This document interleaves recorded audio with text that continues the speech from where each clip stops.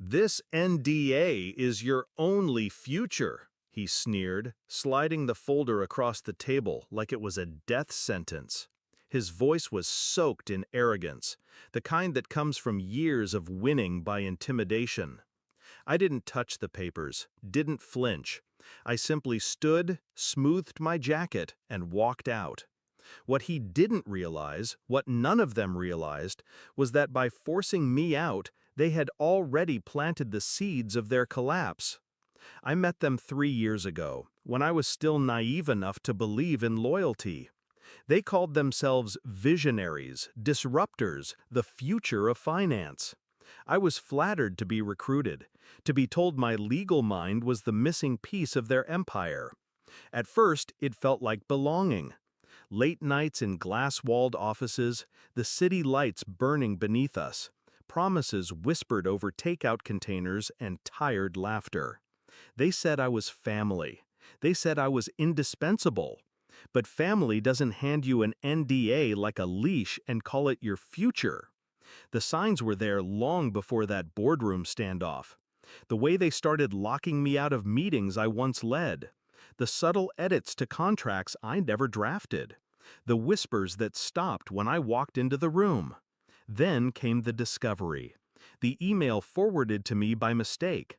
A thread where the executives mocked me, dismissed my warnings, and outlined how they'd strip my stock options before forcing me out.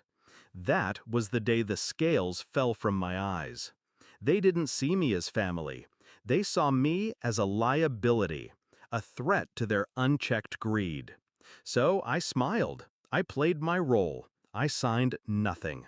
And I started planning. I knew their weakness, arrogance. They built their empire on shaky foundations, convinced no one could ever bring them down. But I had built their compliance framework, drafted their policies, carved the fine print they didn't bother to read. They thought that NDA would silence me. But I was the one who wrote the first draft of their NDAs. I knew every loophole, every blind spot. Clause 10 was my dagger. Confidentiality obligations do not extend to information already made public by any source not bound by this agreement. All I had to do was wait. The waiting ended on a cold Tuesday morning. I woke to the news alert. Massive data breach at company name, customer records exposed. I poured my coffee, almost serene. It wasn't my hand that released their skeletons into the world, but I knew exactly what those files contained. I knew how regulators would react, and I knew the only person who could possibly navigate the fallout, for them, was me.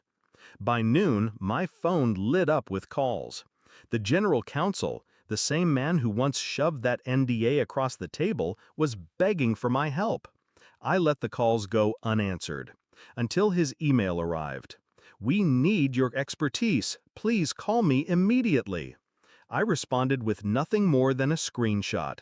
Clause 10, highlighted. My insurance policy. My revenge. His reply came minutes later, a calendar invite, title, Urgent Fiscal Containment. When I joined the call, his face was gray. He had aged years in days. "We'll pay you double," he said, "triple. Just help us contain this." I let silence sit heavy. Then I leaned closer to the camera. "You wanted me silenced. Now you're begging me to speak." His jaw tightened. "You don't understand the scale of this." "Oh, I do," I cut in. "I understand it better than you ever could. I warned you about weak encryption protocols. I warned you about sloppy vendor contracts. You ignored me. Now you want me to rescue you? No. You built this fire. Burn with it." He tried threats next, legal action, reputation warfare. All empty. Because I knew, and he knew, that every word out of his mouth could be subpoenaed. I clicked end call without another word. By the weekend, headlines painted the company as reckless frauds. Investors fled. Clients with droves. Regulators announced investigations.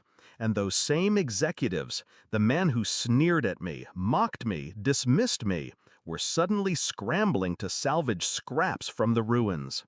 I didn't need to leak their secrets. I only needed to refuse to clean them up. My silence was the sharpest weapon of all. The last message I received from the General Counsel wasn't anger. It wasn't threats. It was a single line, typed at 3 in the morning. You could have saved us. He was wrong. I didn't destroy them.